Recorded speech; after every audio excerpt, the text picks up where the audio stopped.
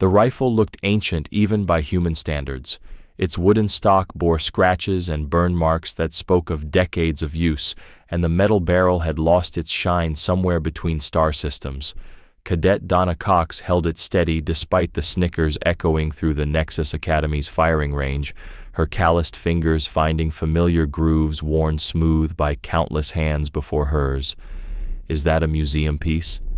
The question came from Zektar, a Velkari whose crystalline exoskeleton caught the artificial light like fractured diamonds. His 4 eyes focused on Donna's weapon with what might have been amusement. It was hard to tell with his species. "I've seen more advanced projectile weapons in archaeological digs."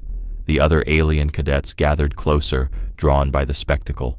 There was Quinn Neth, whose serpentine Naga form coiled with elegant menace, her scaled head tilting as she examined the rifle.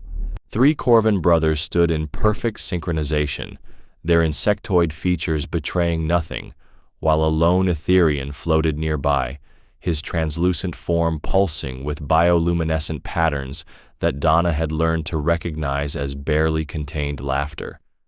"It's an antique," Donna said simply, not bothering to look at her mockers as she checked the rifle's action. The bolt moved with the smooth precision of a well-maintained machine, despite its age. "Standard issue Earth Defense Force, Model 47. Earth Defense Force?" Zektar's mandibles clicked. Definitely amusement. "That backwater militia? I heard they still use chemical propellants instead of plasma." He gestured to his own weapon, a sleek Velkari disruptor that hummed with barely contained energy.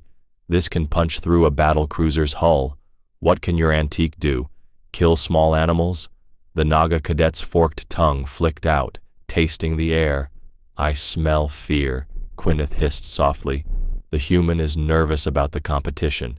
Donna finally looked up, her dark eyes meeting each alien gaze in turn. There was something in her expression, not anger, not defensiveness, but a quiet confidence that made several cadets shift uncomfortably. "This rifle," she said, running her thumb along a particularly deep gouge in the stock, fired the last shot of the Centauri War. Silence fell over the group. Even the Etherians' bioluminescent patterns stilled. The Centauri War was legend, taught in military academies across a dozen species, the conflict that had shaped the current galactic order, ending over 3 centuries of bloodshed between the major powers. "Impossible," one of the Corvin brothers spoke, his voice a harmonic buzz. "The Centauri War ended 47 years ago. You can't be more than 25 cycles old." "I'm 23, Donna confirmed, shouldering the rifle. "My grandfather was Sergeant Major William Cox, 3rd Battalion, Earth Defense Force. He carried this rifle for 18 years of that war." Zektar's exoskeleton shifted colors, cycling through what Donna recognized as skepticism. The final battle of Centauri Prime involved 17 fleets and over 2 million combatants. One human couldn't have... "The Battle of Broken Ridge," Donna interrupted quietly. "Not Centauri Prime. The real last battle. The one they don't teach in your academies." The mention of Broken Ridge sent a ripple of unease through the alien cadets. It was a name whispered in military circles, associated with classified reports and heavily redacted historical records. Official accounts claimed the Centauri War had ended with the Grand Fleet engagement at Centauri Prime, but persistent rumors spoke of something else, a small, desperate action that had somehow tipped the balance of the entire conflict. "Broken Ridge is a myth," Quineth said, but her voice lacked conviction. "A human propaganda story." Donna's smile was thin and cold. "Tell that to the hegemony survivors." She turned toward the firing range, where holographic targets materialized at varying distances. The Academy's standard marksmanship test, 20 targets, increasing in difficulty, with points awarded for speed and accuracy. Most cadets used the Academy's provided weapons, energy rifles that automatically calculated trajectory and wind compensation. Donna's ancient projectile weapon would be working against every disadvantage. "This should be entertaining," the Etherian murmured, his form brightening with anticipation. Donna took her position, the rifle feeling familiar and right in her hands. She could sense the other cadets spreading out behind her, confident in their superiority. They saw a human with an obsolete weapon, a reminder of humanity's primitive origins in the galactic community. What they couldn't see was the ghost of her grandfather's training, the countless hours spent learning not just how to shoot, but how to think like a weapon. The first target appeared, a simple bullseye at 50 meters. Donna's rifle cracked, the sound sharp and brutal compared to the whisper-quiet energy weapons. The holographic target flashed red, indicating a perfect center hit. "Lucky shot," Zektar muttered, but there was less conviction in his voice. The second target appeared at 75 meters, moving in a slow arc. Donna tracked it smoothly, leading the movement with instinctive precision. The rifle barked again, and the target died with another center hit. By the fifth target, a small moving disc at 150 meters, the alien cadets had stopped talking. Donna's shooting was mechanical, relentless, each shot fired with the same deliberate calm. She worked the bolt action between shots, the metallic sound of spent brass hitting the floor, creating a rhythmic percussion that seemed to hypnotize the watchers. The eighth target was barely visible at 300 meters, a tiny square that flickered in and out of existence. Donna didn't hesitate. She breathed out slowly, found her natural pause, and squeezed the trigger. The distant target flashed red. "Impossible," one of the Corvin brothers whispered. Without targeting assistance, Donna loaded a fresh magazine, her movements economical and practiced. The rifle's wooden stock was worn smooth where countless hands had gripped it, and she could feel the weight of history in its balance. This weapon had seen real war, real death. It had been held by dying men in frozen trenches and carried through burning cities. It had fired the shot that ended everything. The ninth target appeared at 400 meters, a combat silhouette that moved unpredictably, ducking and weaving. Donna followed its movement with predatory focus, waiting for the moment when instinct and training aligned. When she fired, the target's head exploded in a shower of red light. Quineth's scales rippled with what Donna recognized as fear scent. The Naga cadet had enhanced senses that could detect stress hormones from across a room, and she was obviously picking up something from the human that disturbed her. Donna's heartbeat was steady, her breathing controlled, but there was something else, a coldness that went deeper than mere marksmanship. The 10th target was the Academy's standard impossible shot, a moving target at 500 meters that appeared for only 3 seconds before vanishing. Most cadets missed it entirely. Those who hit it usually grazed the edge, earning minimal points. Donna shouldered the rifle and found her zone, that place her grandfather had taught her to reach where time stretched and the world narrowed to nothing but crosshairs and target. The distant silhouette appeared, beginning its erratic dance across the range. Donna breathed in, breathed out, found her pause, and fired. The target's center mass exploded in perfect red light. The silence that followed was profound. Even the Academy's automated systems seemed to hesitate before displaying Donna's score, a perfect 100% accuracy that matched the best performances in the institution's history. What made it remarkable wasn't just the score, but the weapon used to achieve it. Zektar's crystalline exoskeleton had shifted to deep purple. What Donna knew was the Velkari expression for profound unease. "How?" he asked simply. Donna ejected the spent magazine and set the rifle down with careful reverence. "Muscle memory," she said. "My grandfather taught me to shoot before I could properly walk. But more than that." She looked at the assembled alien cadets, seeing her own reflection in their various optical organs. "This rifle has been in my family for 3 generations. It's killed things you can't imagine." "The Centauri War was 47 years ago," Quineth said, but her earlier mockery was gone. "What could it have killed that we haven't studied?" Donna's smile was sharp as broken glass. "You've studied the official records, fleet engagements, orbital bombardments, mass infantry assaults, But wars aren't won by fleets. They're won by individuals making impossible shots when everything else has failed. She picked up the rifle again, holding it like the precious artifact it was. The weight of it seemed to settle something in her posture, transforming her from a young cadet into something older and more dangerous. Broken Ridge wasn't a battle. It was an execution.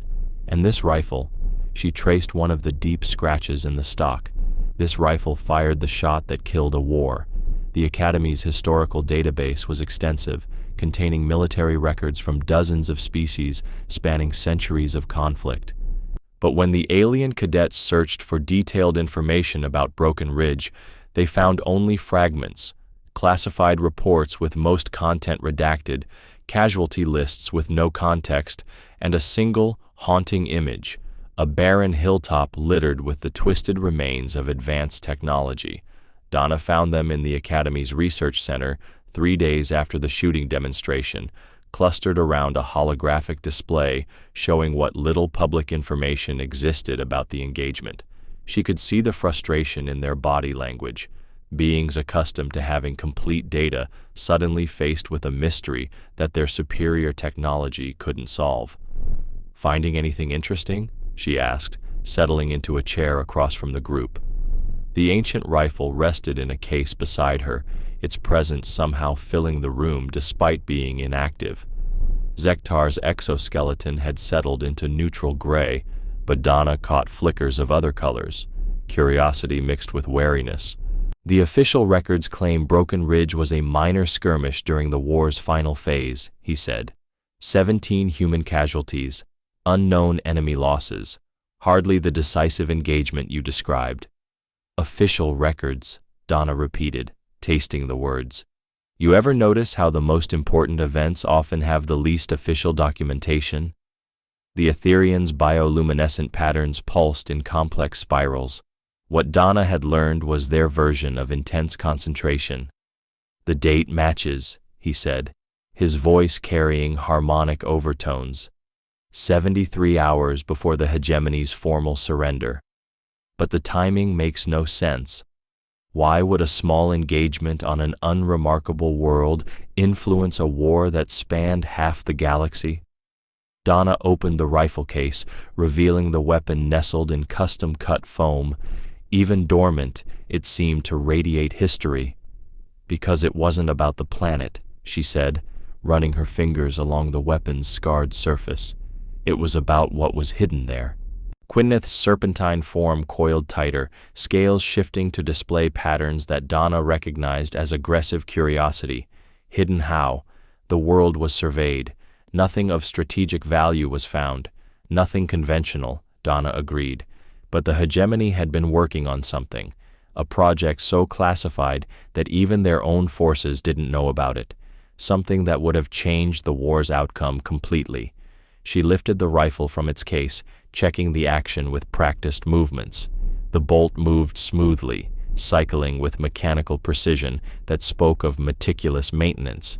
My grandfather was part of a reconnaissance unit, 8 soldiers sent to investigate what appeared to be a minor research facility. They expected to find documents, maybe some experimental weapons. What did they find instead? One of the Corvin brothers asked, his harmonic voice unusually quiet. Donna's smile was grim.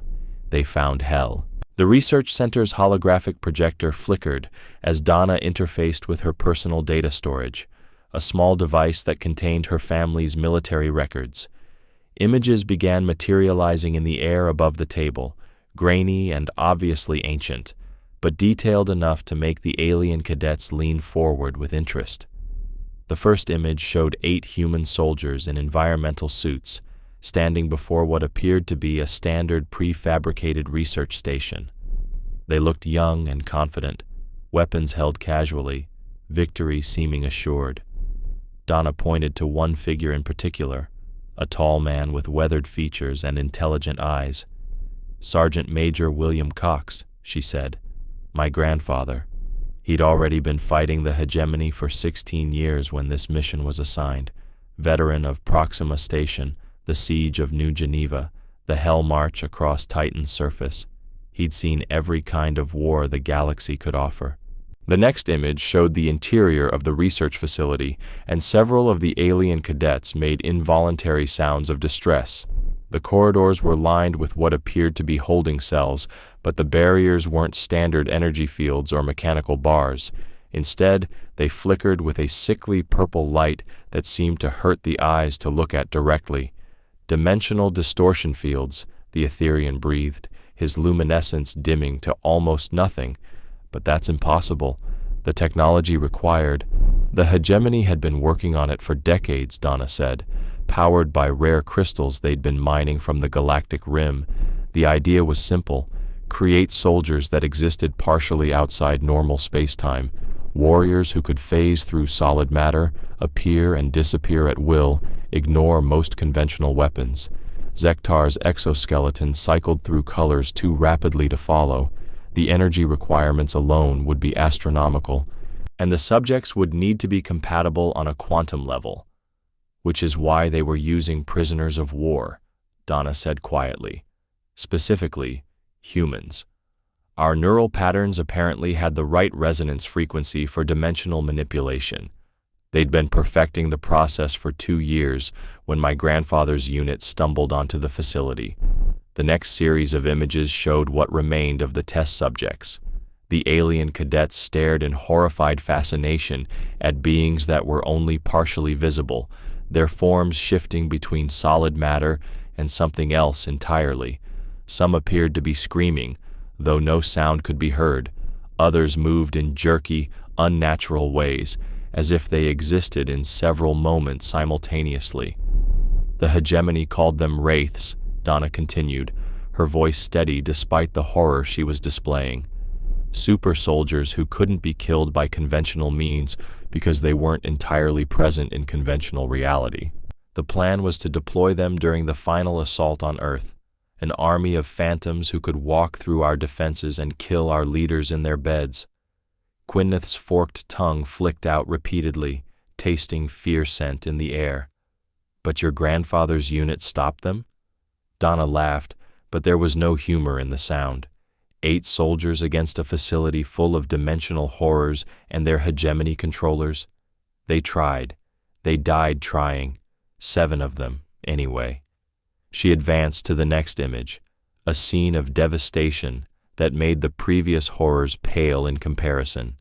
The research facility was a burning ruin, but that wasn't what caught the cadets' attention. It was the bodies scattered around the complex, hegemony soldiers and wraith test subjects alike, all bearing the same distinctive wounds. High-velocity projectile impacts, one of the Corvin brothers observed, his analytical nature overriding his emotional response. But how could conventional ammunition affect beings existing in dimensional flux? Donna picked up her rifle, holding it like a talisman. Because this isn't conventional ammunition. The EDF had been developing their own secret weapon, bullets made from compressed quantum foam, stabilized with exotic matter, projectiles that existed in all dimensions simultaneously. She reached into the rifle case and withdrew a single cartridge, holding it up to the light. It appeared normal at first glance, but closer inspection revealed strange optical properties. The metal seemed to shift and flow, never quite settling into a fixed appearance.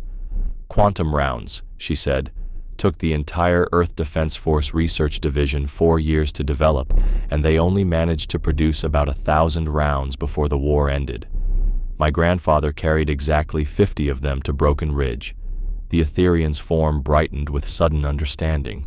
Ammunition that could affect targets in dimensional flux. But to use it effectively, the shooter would need perfect accuracy, Donna finished, because there was no telling how the dimensional interference would affect trajectory. Each shot had to count, had to be placed with absolute precision. She set the cartridge on the table where it seemed to pulse with inner light. The facility's automated defenses activated when my grandfather's unit was detected. Wraiths began phasing through the walls, attacking from impossible angles. 7 soldiers died in the first 30 seconds. The research center fell silent, except for the hum of environmental systems. The alien cadets stared at Donna with new understanding. She wasn't just a human with an antique weapon. She was the heir to something much more significant. My grandfather found himself alone, Donna continued, surrounded by enemies he could barely see, armed with a rifle and 43 rounds that represented humanity's last hope. The hegemony's plan was weeks away from implementation. If the Wraith program succeeded, Earth would fall, and with it, any chance of Allied victory. She loaded the quantum round into her rifle, the action smooth and practiced. The weapon seemed to come alive in her hands, its scarred wooden stock warm against her cheek as she sighted down the barrel. "So he did what Cox's men have always done when cornered," she said, her voice dropping to barely above a whisper. He started shooting. The holovid footage was grainy and distorted, recorded by Sergeant Major Cox's helmet camera during the final moments at Broken Ridge. Academy security protocols normally prevented the display of classified material, but Donna's family military clearance had granted her access to records that most galactic citizens would never see. The alien cadets watched in stunned silence as history unfolded in flickering blue light above the research center's central projector. The first few minutes showed controlled chaos, Cox moving through the facility's corridors with practiced efficiency, his rifle tracking potential threats. The hegemony researchers had activated their emergency protocols the moment the human infiltration was detected, releasing their test subjects from their containment cells. Wraiths phased through walls and floors, their partially dimensional forms creating distortion fields that made the camera footage waver and blur. "There," Donna said, freezing the image on a particularly clear shot of one of the Wraiths. "You can see the quantum instability in their molecular structure. They're existing in at least 3-dimensional phases simultaneously." The creature on the display was horrifying, recognizably humanoid, but wrong in fundamental ways. Its limbs seemed to stretch into impossible geometries, and its face flickered between different expressions, as if reflecting multiple potential realities. When it moved, it left traces in the air, ghostly afterimages that suggested it was occupying several positions at once. Zektar's exoskeleton had shifted to deep purple, displaying his species equivalent of profound unease. How could your grandfather track a target that existed in dimensional flux? Standard targeting systems would be useless. "He didn't use targeting systems," Donna replied, advancing the footage frame by frame. "Watch his shooting stance."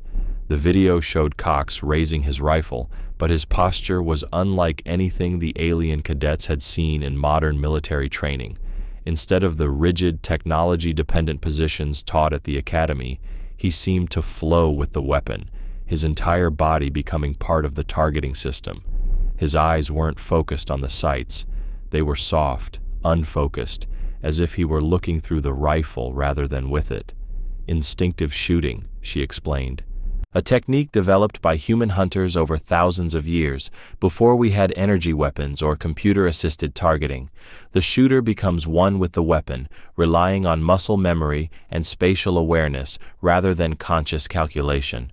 On screen, Cox fired, and one of the Wraiths simply ceased to exist.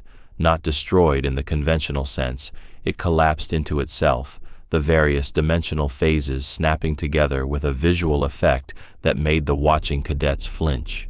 The quantum round had somehow forced the creature's scattered existence back into a single-dimensional state, making it vulnerable to physical destruction.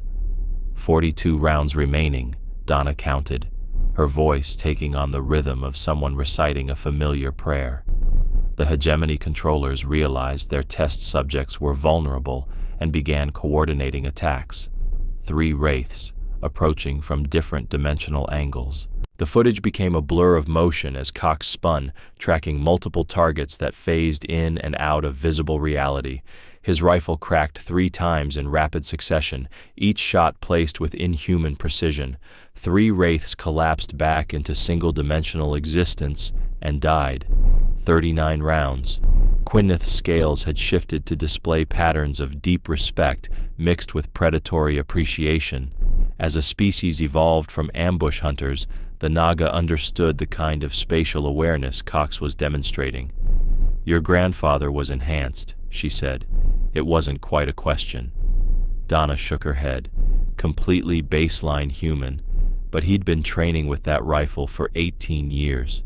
It wasn't just a weapon to him.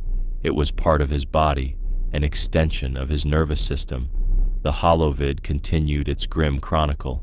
Cox advanced deeper into the facility, past laboratories filled with dimensional manipulation equipment that represented centuries of hegemony research. Each room held more horrors, wraiths in various stages of transformation, some barely human, others so far gone they existed as mere geometric possibilities in space. The facility's artificial intelligence was trying to coordinate a defense. Donna narrated as Cox encountered increasingly sophisticated resistance, but it couldn't predict his movements because he wasn't moving tactically. He was moving instinctively, following patterns older than civilization. The alien cadets watched in fascination as Cox seemed to flow through the facility like water, always somehow positioned where his enemies weren't expecting him. When wraiths phased through walls to ambush him, he was already turning to meet them. When they tried to attack from multiple dimensions simultaneously, his rifle was tracking the right dimensional phase before they fully materialized. 28 rounds, 19 rounds, 7 rounds. The facility's central laboratory appeared on screen, a vast chamber filled with dimensional manipulation equipment that hurt to look at directly. At its center stood the hegemony's master control system, a crystalline structure that pulsed with malevolent energy. Around it, the surviving wraiths had gathered, their forms more stable in the presence of the amplification field. This was the moment, Donna said quietly. The facility's quantum core was reaching critical mass. In another 60 seconds, the dimensional field would stabilize permanently, and the hegemony would have an army of phantoms ready for deployment against Earth. Cox raised his rifle one final time, but his target wasn't the wraiths. It was the control crystal itself, protected by layers of dimensional shielding that made it appear as a shifting, impossible geometry. One shot, Donna whispered. 7 rounds remaining, but only one chance to hit a target that existed in 17 different dimensional phases simultaneously. Miss, and humanity falls. The rifle cracked, and reality seemed to stutter. The quantum round punched through dimensional barriers that should have been impervious, following a trajectory that existed in all possible realities at once. It struck the control crystal with a sound like breaking glass, multiplied across infinite dimensions. The explosion was visible from orbit. When the footage cleared, the facility was gone. In its place lay a crater filled with crystalline fragments that still flickered with dimensional instability.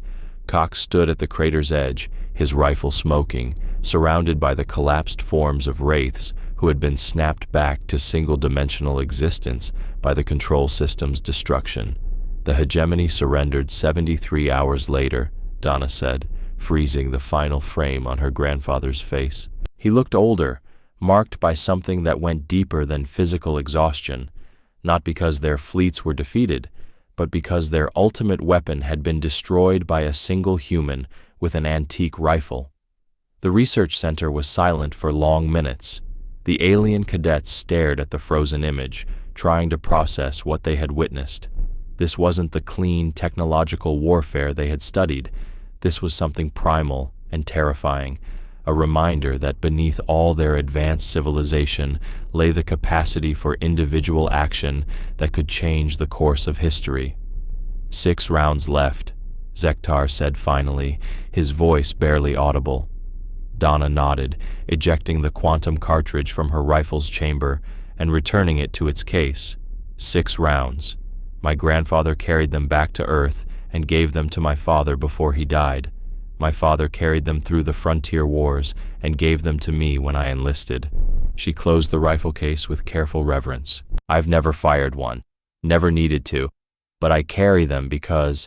She looked around at the assembled aliens, seeing something new in their expressions, not mockery or dismissal, but a deep, wary respect.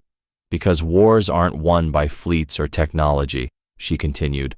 They're won by individuals willing to take impossible shots when everything depends on it.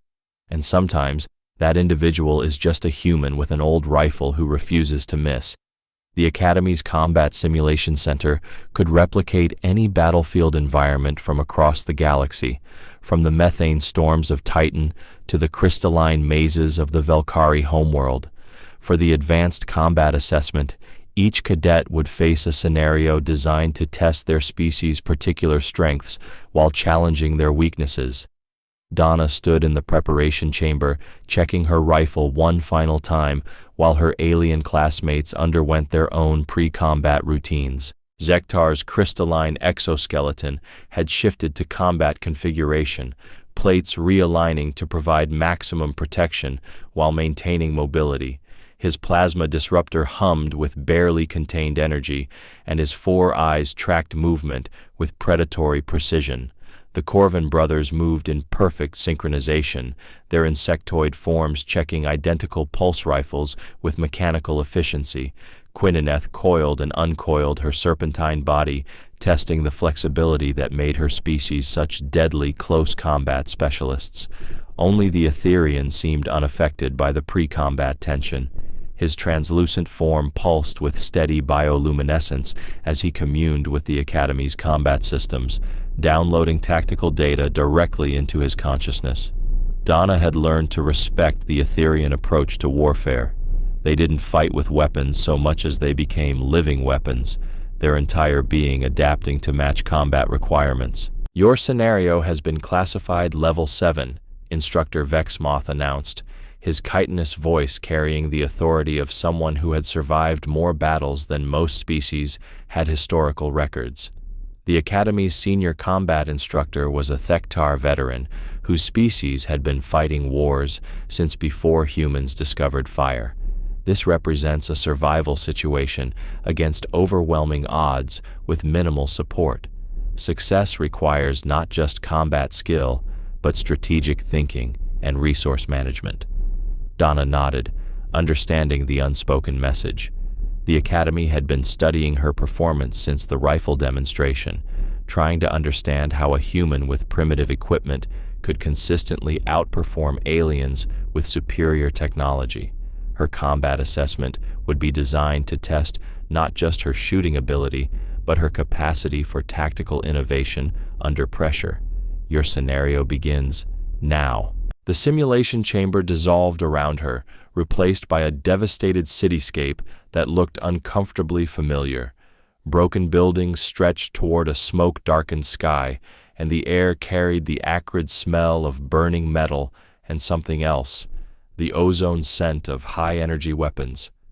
Donna recognized the environment immediately. New Geneva during the final siege, recreated in perfect detail from military archives. Her heads-up display activated, showing mission parameters that made her grimace. Hostile force strength, approximately 200 hegemony soldiers plus support units. Civilian population requiring evacuation, 53 non-combatants trapped in a partially collapsed shelter. Available support, none. Time limit, 40 minutes before orbital bombardment sterilized the area. "Lovely," Donna muttered, checking her rifle's magazine. Standard ammunition, not the quantum rounds from her family's private reserve. Whatever challenges this scenario presented, she would have to meet them with conventional means. The first contact came from 3 blocks away, the distinctive whine of hegemony energy weapons, followed by the sharper crack of human defensive fire. Donna moved toward the sound, using rubble and destroyed vehicles for cover. Her grandfather's training guided her movements. Stay low, move fast, never present a silhouette against the skyline. She reached an overwatch position just as the human defensive line collapsed. 5 Earth Defense Force soldiers had been holding a barricade at the main intersection, trying to buy time for civilian evacuation. Now 4 of them were down, and the 5th was retreating under overwhelming fire. 20 hegemony soldiers advanced in perfect formation, their energy rifles laying down a devastating suppressive barrage. Donna settled into a shooting position, her rifle finding its natural balance across a chunk of rubble. The range was 200 meters, well within her weapon's effective envelope. She selected her targets with cold precision. Officers first, heavy weapons operators second, then the soldiers most likely to rally the others. Her first shot took the hegemony squad leader in the head, dropping him instantly. The second killed the soldier carrying their portable shield generator. By the third shot, the enemy formation was dissolving as soldiers sought cover, their advance stalled by sudden confusion. The surviving EDF soldier saw his opportunity and began moving toward Donna's position, using the enemy's disarray to break contact. Donna kept shooting, each round carefully placed to maintain maximum pressure on the hegemony forces. When her magazine ran empty, she had reduced the enemy squad to 8 scattered individuals who no longer posed an immediate threat to civilian evacuation. This way, she called to the EDF soldier as he reached her position. He was young, probably no older than Donna herself, with the wide-eyed look of someone experiencing combat for the first time. "Thank you," he gasped, checking his own weapon with shaking hands. "I thought, when Johnson and Martinez went down." "They bought us time," Donna said simply, reloading her rifle. "Don't waste it. Where are the civilians?" He pointed toward a partially collapsed office building 6 blocks deeper into the city. "Basement shelter. The building took a direct hit, but the lower levels are intact. Problem is, there's at least 50 hegemony soldiers between us and them." Donna studied the tactical display in her heads-up interface. The enemy forces were spreading out, conducting a systematic search of the area. Soon, they would locate the civilian shelter, and the mission would become a massacre rather than a rescue operation. She needed to reach the shelter first, but a direct approach would be suicide. "Can you handle Overwatch?" she asked the young soldier. "I need someone covering my movement." He nodded, though his hands were still shaking. "I can shoot straight enough." "What's your plan?" Donna smiled grimly, checking her rifle's action one more time. "I'm going to do something my grandfather taught me. I'm going to make them angry." The next 20 minutes became a deadly game of cat and mouse through the ruined city. Donna used every piece of cover, every shadow, every collapsed wall to stay invisible while picking off enemy soldiers one by one. She never took more than 2 shots from any position before moving, never allowed the hegemony forces to predict her location or movement patterns. Her rifle cracked from the 3rd floor of a bombed-out apartment building, killing a hegemony sergeant. By the time enemy fire converged on that position, she was already 2 blocks away, lining up her next shot from the ruins of a shopping center. A squad leader fell, then a communications specialist, then a heavy weapons operator. The hegemony soldiers began showing signs of panic. They were taking casualties from an invisible enemy who seemed to be everywhere and nowhere, striking without warning and vanishing before they could respond. Their formations became looser, more defensive. Soldiers began checking shadows and covering each other's backs instead of advancing toward their objective. Donna had learned this technique from her grandfather's war stories, the psychological warfare of precision sniping. Each careful shot didn't just remove an enemy combatant, it degraded the morale and effectiveness of every survivor. Fear was as much a weapon as her rifle, and she wielded it with surgical precision. By the time she reached the civilian shelter, the hegemony forces had consolidated into defensive positions, no longer advancing but simply trying to survive long enough for reinforcements to arrive. Donna slipped through their perimeter like a ghost, her passage marked only by the occasional crack of her rifle as she eliminated sentries. The shelter's entrance was blocked by debris, but Donna could hear voices below, civilians calling for help, children crying, the sound of people who had been trapped too long in a dark place. She began clearing rubble, working with desperate efficiency as her internal chronometer counted down the minutes until orbital bombardment. "Help is coming," she called through the cleared opening. "I need you to move quickly and quietly. Can you do that?" The response was immediate, a chorus of relief and determination from people who had been waiting to die and suddenly found themselves offered life. Donna helped them through the opening one by one, families with young children, elderly couples, injured soldiers who had been sheltering with the civilians. 53, she counted as the last person emerged. Anyone missing? Anyone who can't walk? A middle-aged woman who seemed to be the group's unofficial leader shook her head. "We're all here, but the hegemony forces are learning not to underestimate Earth Defense Force training, Donna finished, shouldering her rifle. Stay close, stay quiet, and follow my lead. We're going home. The evacuation route to the extraction point led through the heart of the enemy-controlled zone, where hegemony forces had established their command post in the ruins of the city's government center. Donna studied the tactical display on her wrist-mounted computer, counting enemy positions and calculating angles of fire. 53 civilians, one inexperienced soldier, and herself against a reinforced company of hegemony troops. Under normal circumstances, it would have been impossible, but circumstances hadn't been normal since the moment Donna picked up her grandfather's rifle. Listen carefully, she told the civilian group, gathering them in the shadow of a destroyed transport hub. The enemy is expecting us to try stealth, to sneak around their perimeter and avoid contact. That's what any rational commander would do with this many non-combatants. The young EDF soldier, she'd learned his name was Peters, looked at her with growing alarm. You're not planning a direct assault, are you? Against those odds? Donna's smile was cold and predatory, an expression her grandfather would have recognized. Not assault, misdirection. She pointed to the tactical display, where enemy positions formed a loose cordon around the government center. They've got overlapping fields of fire, mutual support, prepared positions, everything they need to stop a conventional attack. So how do we get through? Asked the woman who'd become the civilian leader. We don't go through, Donna said. We go over, under, and around.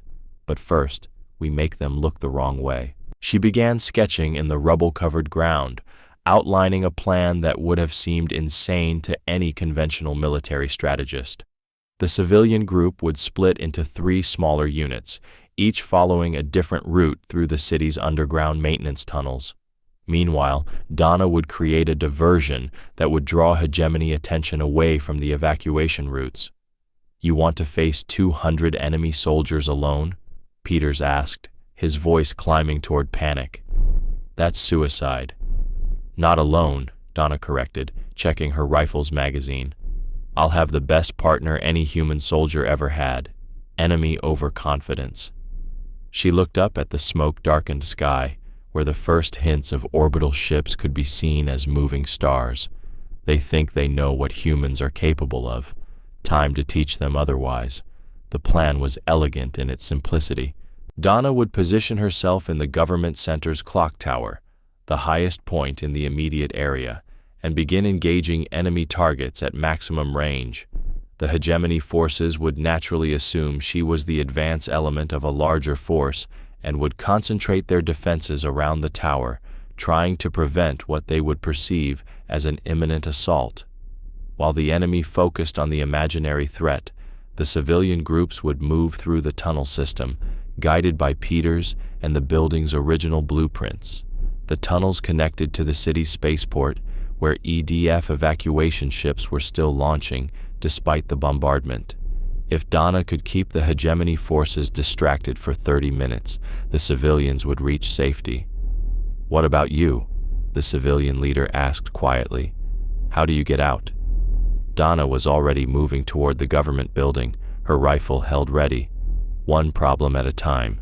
The clock tower was 7 stories of damaged masonry and twisted metal, its upper levels partially collapsed by orbital strikes. Donna climbed through debris and broken glass, using emergency stairs that groaned under her weight. She could hear hegemony patrols moving through the building below, their voices echoing in the empty corridors as they searched for survivors. The tower's observation deck provided a perfect overwatch position, 360 degrees of visibility, multiple firing positions, and clear sight lines to every major enemy concentration. Donna set up her primary position facing the government center's main courtyard, where at least 40 hegemony soldiers had established their command post. She checked her chronometer, 27 minutes until orbital bombardment.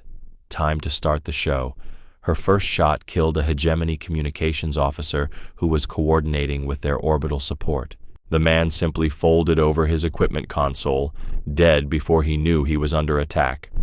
Donna shifted positions immediately, moving to the tower's eastern face, where she had a clear shot at a heavy weapons team setting up their portable artillery. The second shot destroyed the artillery's targeting computer in a shower of sparks and alien curses. The third shot killed the team leader, who was trying to restore functionality.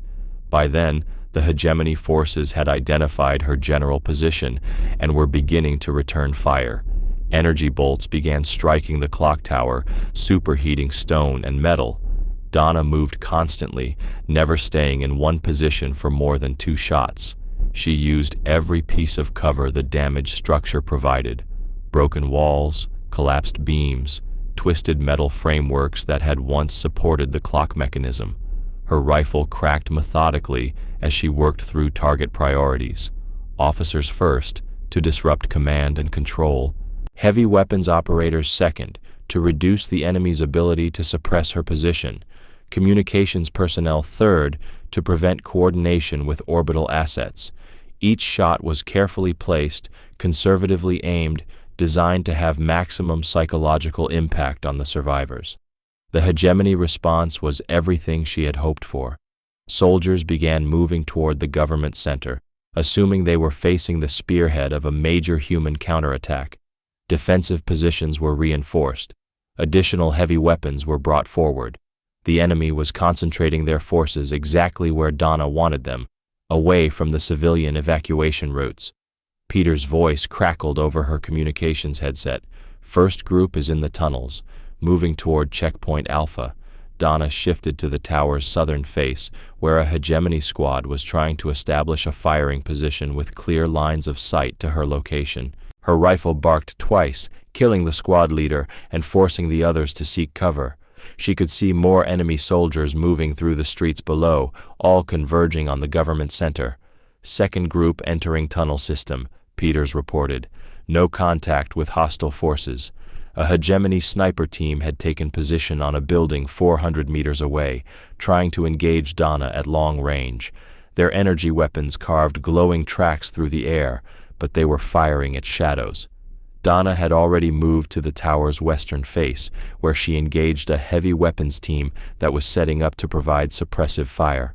The enemy weapons were more powerful than her rifle, but they were also more complex, more dependent on technology that could be disrupted. A well-placed shot could disable a plasma cannon's focusing array.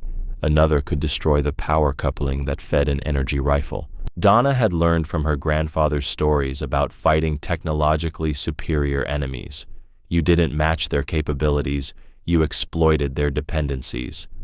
Third group is moving, Peters announced. 20 minutes to extraction point.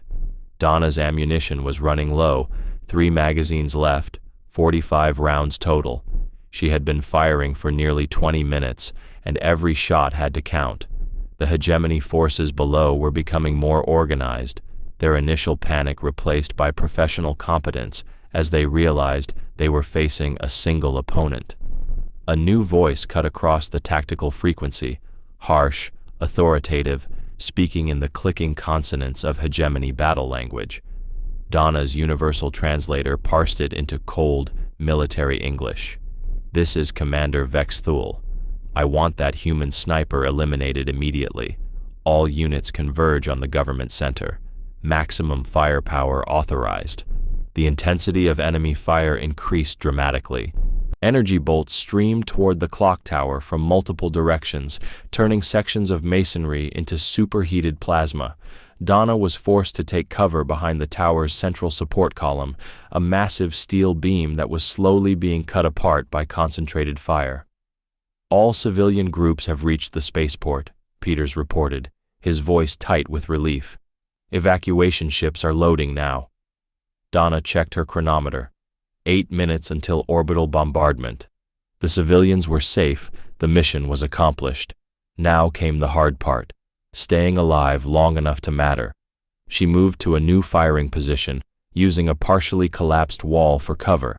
The hegemony forces had surrounded the government center, creating overlapping fields of fire that made movement increasingly dangerous. Donna could count at least 60 enemy soldiers in the immediate area, with more arriving every minute. Her rifle found a target, a hegemony officer coordinating the assault from a position near the courtyard's fountain. The shot was perfect, center mass, dropping the alien instantly. But as Donna worked her rifle's bolt action, she realized she had made a mistake. The officer had been carrying a portable shield generator, creating a protective field that had concealed a much larger weapon emplacement behind him.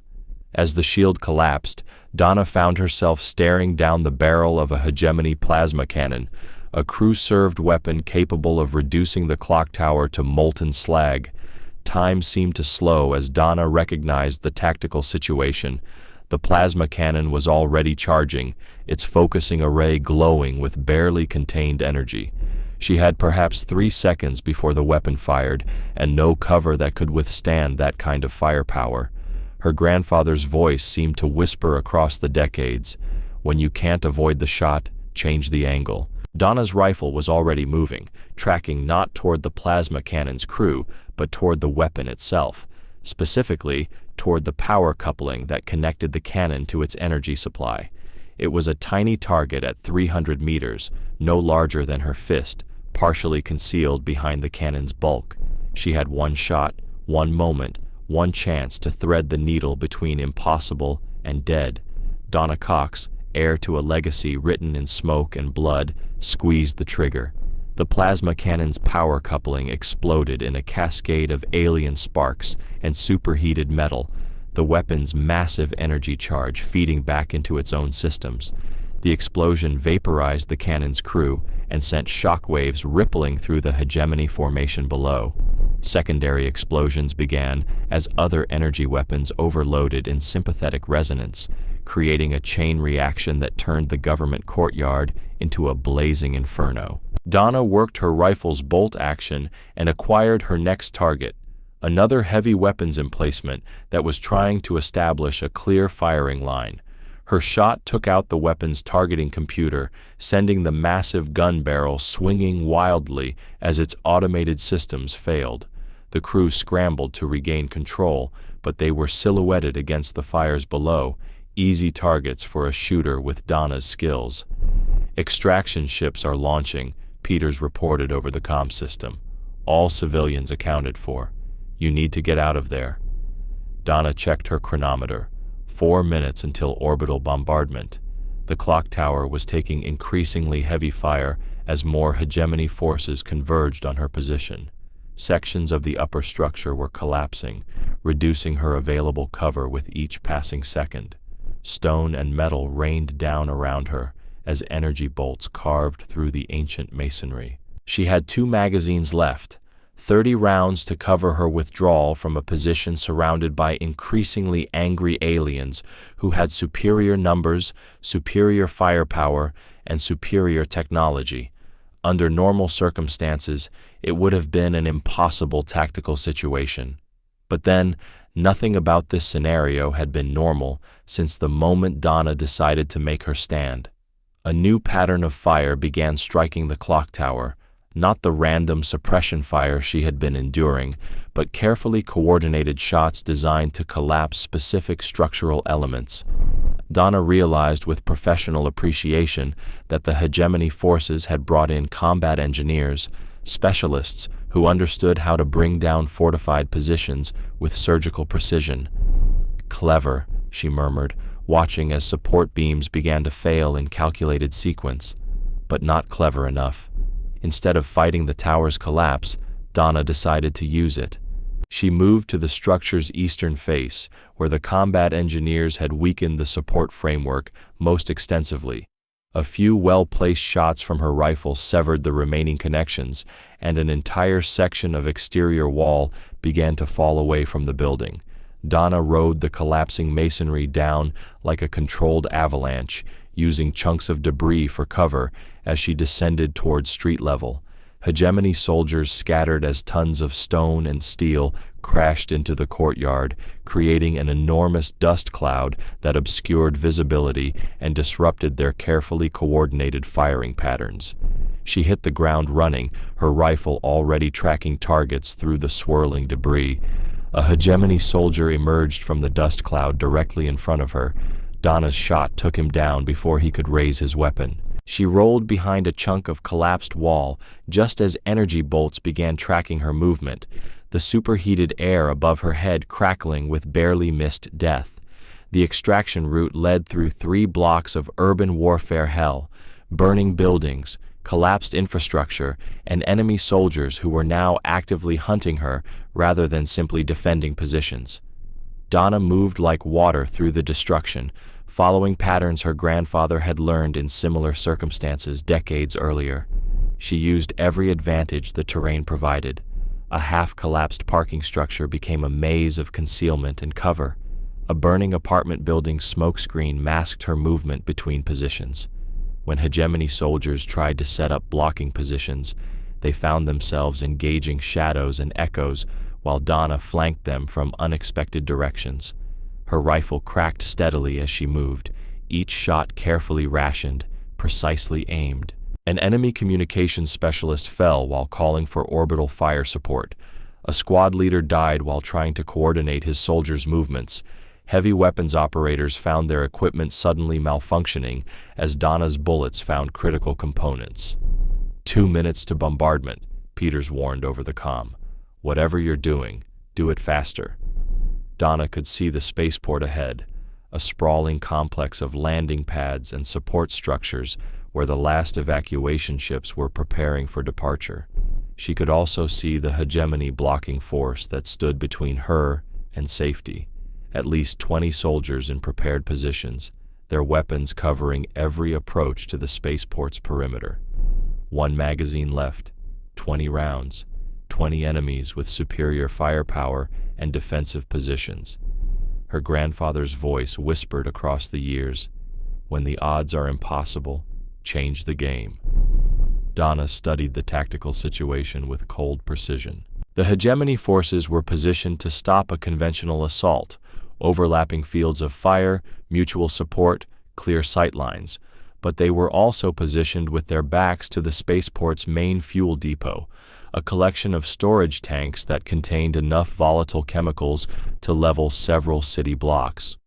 She raised her rifle, settling into the shooting stance that had become as natural as breathing.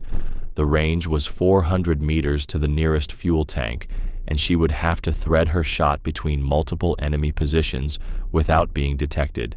Miss by even a few centimeters, and she would hit a hegemony soldier instead of the tank, alerting the entire force to her position. Donna breathed in, breathed out, found her natural pause between heartbeats. The rifle settled into perfect stillness, its crosshairs aligned on a maintenance access port that would breach the tank's containment system. She squeezed the trigger with the gentle pressure her grandfather had taught her, letting the weapon fire itself rather than forcing the shot. The bullet struck the fuel tank's weakest point with surgical precision. For a moment, nothing happened. Then, volatile chemicals began mixing with the oxygen-rich atmosphere, creating a reaction that built exponentially with each passing second. The explosion was visible from orbit. The blast wave knocked Donna flat and shattered windows across 3 square kilometers. The hegemony blocking force simply vanished, vaporized by the expanding fireball that turned night into day for several terrifying seconds. When the flames finally died down, the spaceport's perimeter was clear of enemy forces. Donna picked herself up from the rubble-strewn street, her ears ringing from the concussion. Her rifle had survived the blast, scarred and blackened but still functional, still ready to serve. She checked the action automatically, ensuring that debris hadn't fouled the mechanism. The last evacuation ship was waiting on the landing pad, its engines already spinning up for departure. Donna could see Peters in the boarding hatch, frantically gesturing for her to hurry. Behind them, the civilian refugees were safe, buckled into acceleration couches that would protect them during the violent climb to orbit.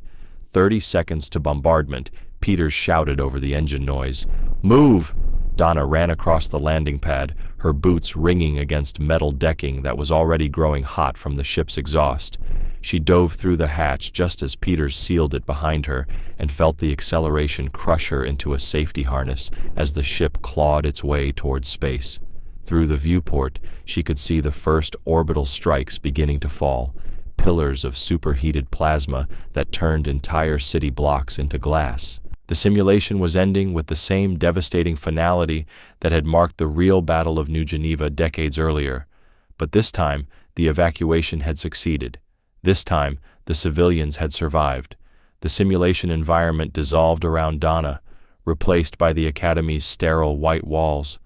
She found herself standing in the combat assessment chamber, her rifle still smoking from the final engagement, surrounded by alien cadets whose expressions had shifted from mockery to something approaching awe. Instructor Vexmoth's chitinous features were unreadable, but his voice carried a note of professional respect that hadn't been there before. "Mission accomplished," he announced. "All civilian objectives achieved. Enemy forces neutralized. Cadet Cox, your performance rating is unprecedented." Zektar's crystalline exoskeleton cycled through colors too rapidly to follow. What Donna had learned was the Velkari equivalent of profound confusion. "How?" he asked simply. The tactical odds were mathematically impossible.